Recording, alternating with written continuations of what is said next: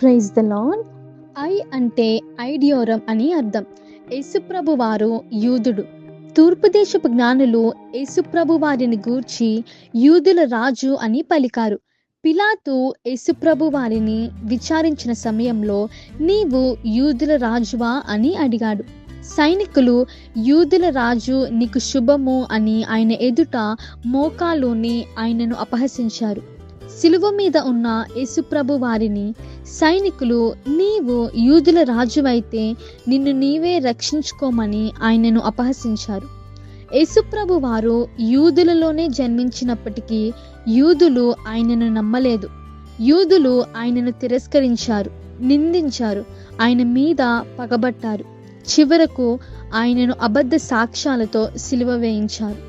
కానీ గమనించవలసిన సంగతి ఏమిటంటే యూదులు ఎంతగా యేసుప్రభు వారిని తిరస్కరించినప్పటికీ చివరికి యేసుప్రభు వారే యూదులకు రాజయ్యాడు.